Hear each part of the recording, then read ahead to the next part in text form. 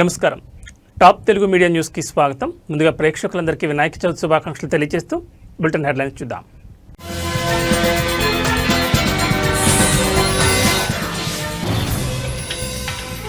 దేశవ్యాప్తంగా వినాయక చవితి పండుగ శోభ అంగరంగ వైభవంగా స్వాగతం పలికేందుకు ప్రజల ఉత్సాహం.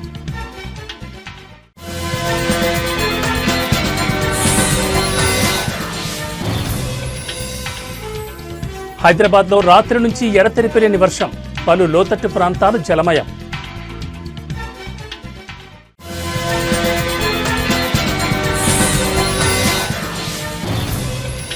మూడు రోజుల పర్యటన నిమిత్తం భారత్కు వచ్చిన ఫిజీ ప్రధాని, ఎవరూ మీతో సంతోషంగా లేరని వ్యాఖ్యానించిన ప్రధాని.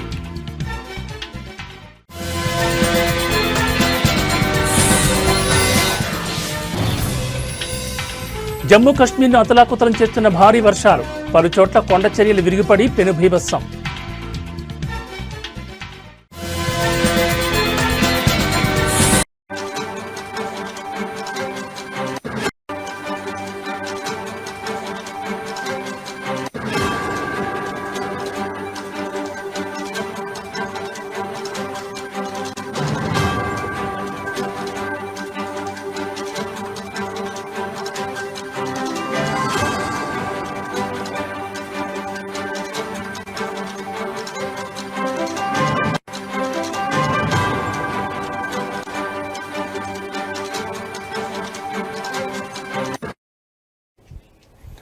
బులెటిన్లో బ్రేకింగ్ న్యూస్ చూస్తున్నాం. దేశవ్యాప్తంగా వినాయక చవితి పండుగ శోభ అంగరంగ వైభవంగా కొనసాగుతోంది.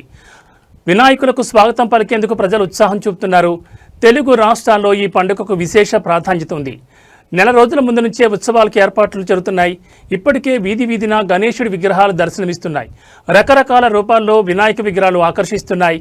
పర్యావరణ పరిరక్షణ కోసం మట్టి విగ్రహాలను ఏర్పాటు చేయాలని చెప్పి చాలామంది ప్రజలు కోరుతున్నారు. వినాయక చవితి పండుగకు దేశం మొత్తం సిద్ధమైంది. అంగరంగ వైభవంగా స్వాగతం పలికేందుకు ప్రజలు ఉత్సాహంగా ఉన్నారు. ముఖ్యంగా తెలుగు రాష్ట్రాల్లో ఈ పండుగకు విశేష ప్రాధాన్యత ఉంది. నెల రోజుల ముందు నుంచే ఉత్సవాలకు ఏర్పాట్లు మొదలవుతాయి.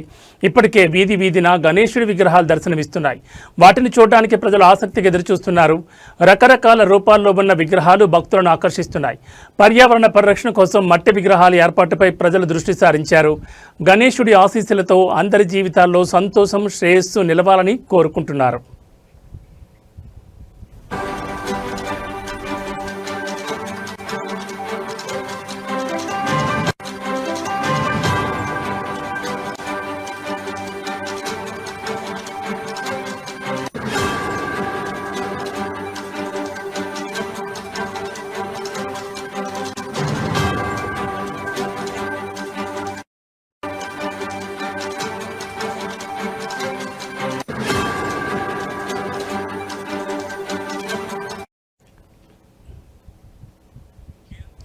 విద్యార్థులు, యువకులు ముఖ్యంగా ఈ పండుగలో చాలా ఉత్సాహంగా పాల్గొంటారు.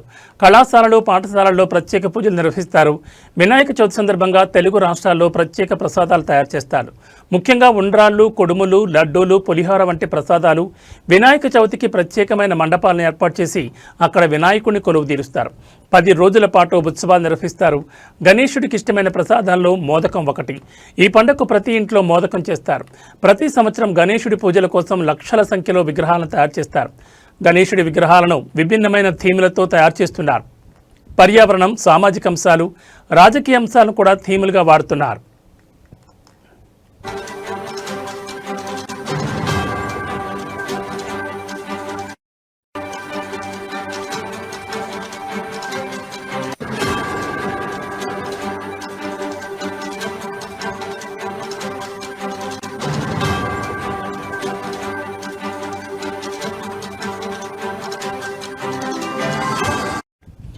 ఈ ఏడాది వినాయక చవితికి పర్యావరణ పరిరక్షణకు ప్రాముఖ్యత పెరిగింది.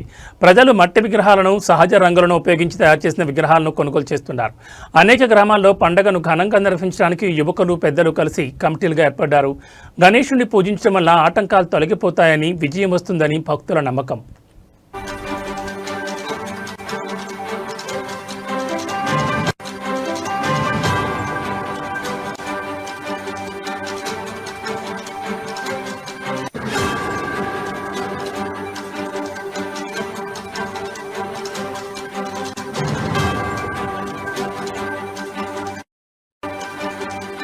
వినాయక చవితికి 10 రోజుల ముందు నుంచే ఆధ్యాత్మిక వాతావరణం నెలకొంటుంది.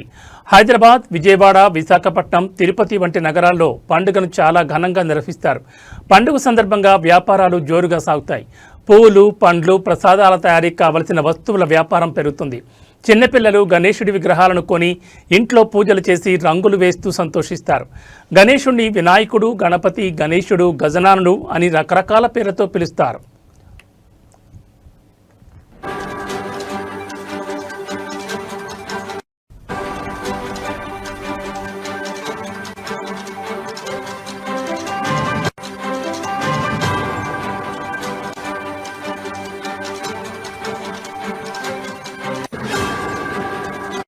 ఈ ఏడాది కొన్ని గణేశుడి విగ్రహాలు 50 అడుగుల కంటే ఎక్కువ ఎత్తులో ఉన్నాయి. వీటిని చూడడానికి ప్రజలు ఆసక్తిగా ఎదురుచూస్తున్నారు.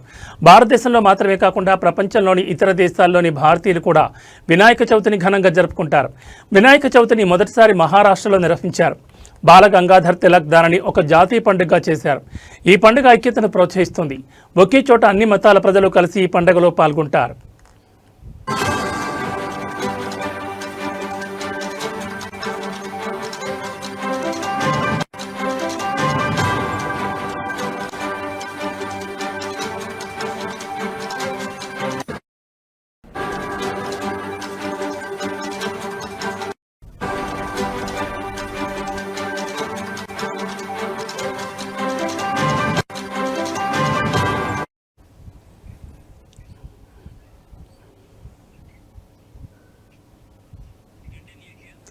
ఈ ఏడాది వర్షాలు సరిగా కురవకపోవడం వల్ల రైతులు కొన్ని చోట్ల వినాయకుడిని పూజించి మంచి వర్షాలు కురవాలని కోరుకున్నారు.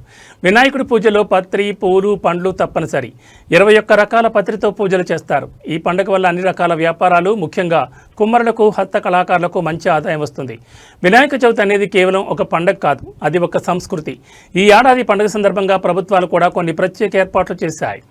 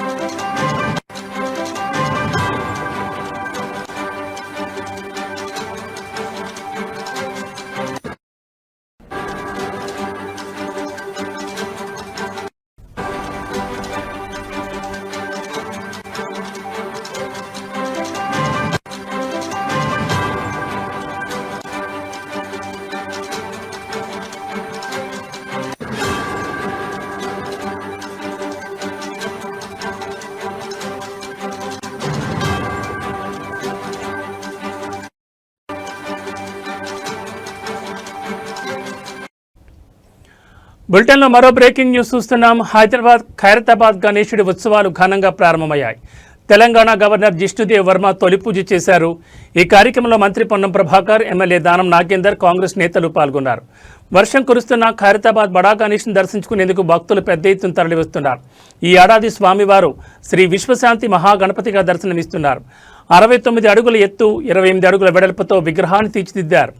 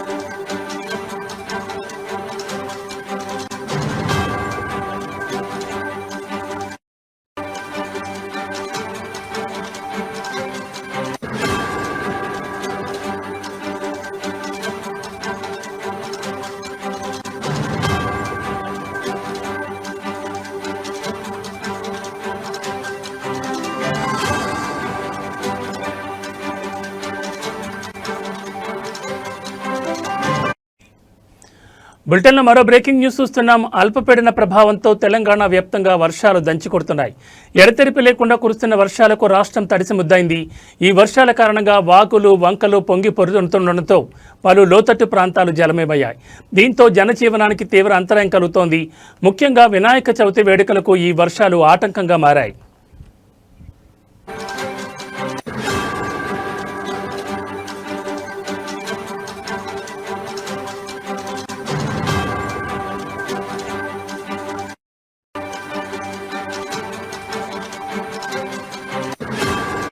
హైదరాబాద్లో కూడా రాత్రి నుంచి వర్షం దంచి కొడుతోంది.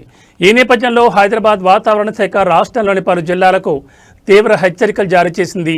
ఈరోజు రాష్ట్రంలోని 16 జిల్లాల్లో భారీ నుంచి అతి భారీ వర్షాలు కురిసే అవకాశం ఉందని ప్రజలు అప్రమత్తంగా ఉండాలని వాతావరణ శాఖ సూచిస్తోంది.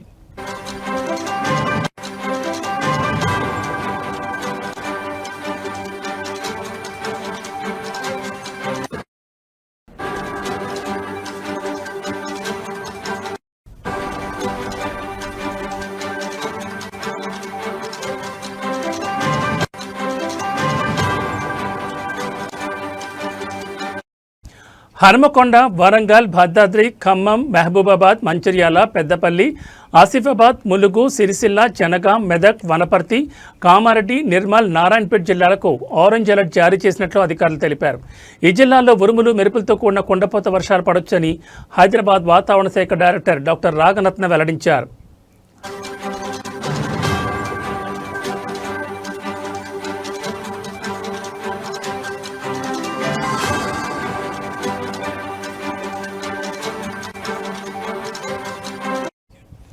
హైదరాబాద్ నగరానికి కూడా ఆరెంజ్ అలర్ట్ ప్రకటించారు. రాత్రి నుంచి నగరంలో నిరంతరాయంగా వర్షం పడుతుండటంతో పలు ప్రాంతాలు ఇప్పటికే నీట మునిగాయి. ప్రజలు అత్యవసరమైతే తప్ప ఇళ్ల నుంచి బయటకు రావద్దని వాతావరణ శాఖ అధికారులు సూచించారు. రేపు, ఎల్లుండి కూడా రాష్ట్రంలో తేలికపాటి నుంచి ఓ మోస్తరు వర్షాలు కొనసాగే అవకాశం ఉందన్నారు.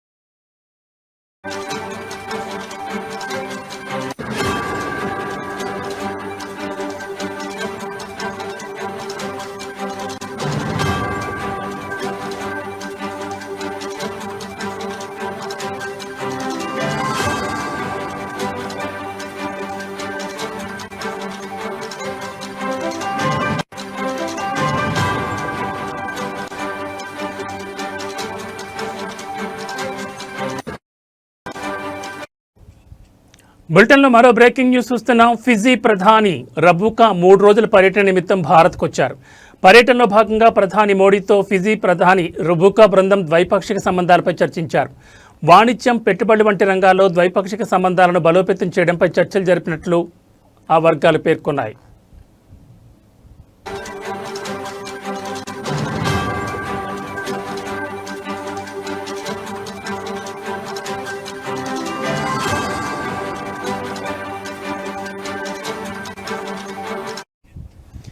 Indian council of world affairs నిర్వహించిన సప్రూ హౌస్లో ఓషన్ ఆఫ్ పీస్ అనే అంశంపై ఉపన్యాసం ఇచ్చిన తర్వాత జరిగిన సంభాషణలో రబుకా మోడీతో మాట్లాడుతూ ఎవరూ మీతో సంతోషంగా లేరని, మీరు ఆ అసౌకర్యాలను తట్టుకునేంత పెద్దవారని వ్యాఖ్యానించారు.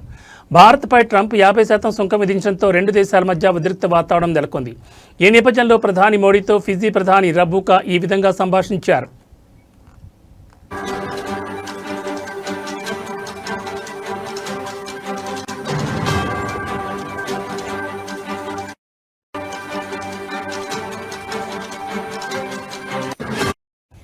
అమెరికా అధ్యక్షుడితో తనకు ఎలాంటి వ్యక్తిగత సంభాషణ లేదని, రష్యా అధ్యక్షుడితో ద్వైపాక్షిక చర్చలు జరపాలని కోరానని ఆయన అన్నారు. ప్రధాని మోడీ మా భావనను అర్థం చేసుకున్నారని రబుకా పేర్కొన్నారు. భారతదేశం ఒక ముఖ్యమైన భాగస్వామి అని, శాంతి మహాసముద్రంగా పసిఫిక్ దార్శనికత మన ప్రాంతానికి మాత్రమే కాకుండా ప్రపంచ శాంతి స్థిరత్వానికి దోహదపడేలా ఫిజీ, భారతదేశం కలిసి పనిచేయగలవని ఫిజీ ప్రధాని రబుకా అన్నారు.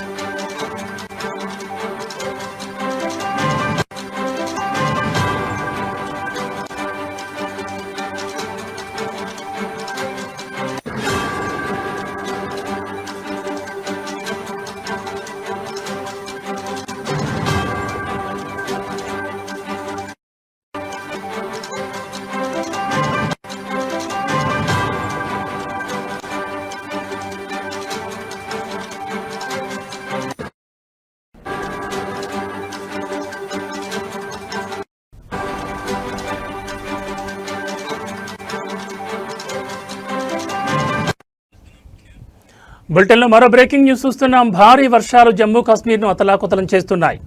పలు చోట్ల కొండచర్యలు విరిగిపడి పెనుబీభత్సం సృష్టించాయి. కత్రాలోని ప్రసిద్ధమైన వైష్ణోదేవి ఆలయ మార్గంలో కొండచర్యలు విరిగిపడిన ఘటనలో మృతుల సంఖ్య 31కు చేరుకుందని అధికారులు ఇవాళ ఉదయం వెల్లడించారు. భారీ వర్షాల నేపథ్యంలో ముందు జాగ్రత్త చర్యగా ఆలయానికి వెళ్లే 2 మార్గాలను మూసివేసినట్లు ప్రకటించారు.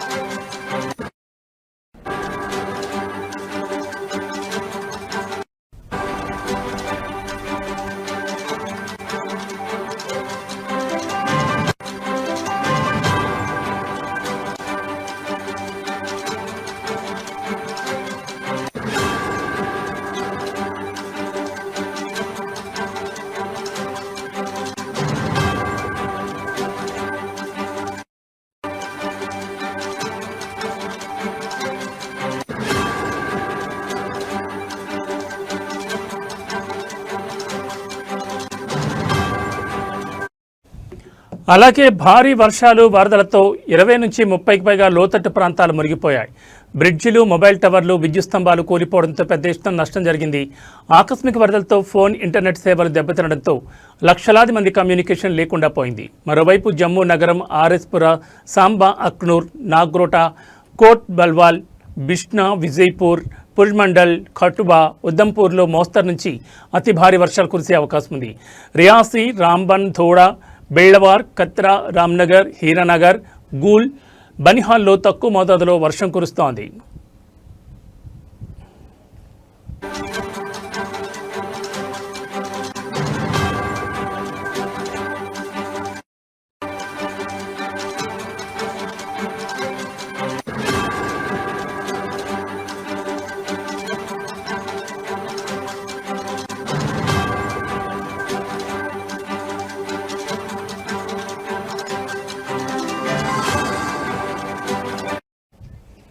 ఇక జమ్మూ కాశ్మీర్లో ప్రభుత్వ ప్రైవేట్ పాఠశాలలన్నింటినీ ఇవాళ మూసివేయాలని అధికారులు ఆదేశాలు జారీ చేశారు. 10, 11వ తరగతుల పరీక్షలు కూడా జమ్మూ అండ్ కాశ్మీర్ బోర్డు వాయిదా వేసింది. అలాగే భారీ వర్షాల కారణంగా ఉత్తర రైల్వే 22 రైళ్లను రద్దు చేయగా 27 రైళ్లను ఫిరోజ్పూర్, మాండా, చక్రక్వాలాన్, పఠాన్కోట్ స్టేషన్ వద్ద ఆపేసింది. పఠాన్కోట్, కండ్రోరి మధ్య రైతు సేవలు కూడా పూర్తిగా నిలిచిపోయాయి. ఇక కత్రా, శ్రీనగర్ రూట్లో రైళ్లు నడుస్తున్నాయి.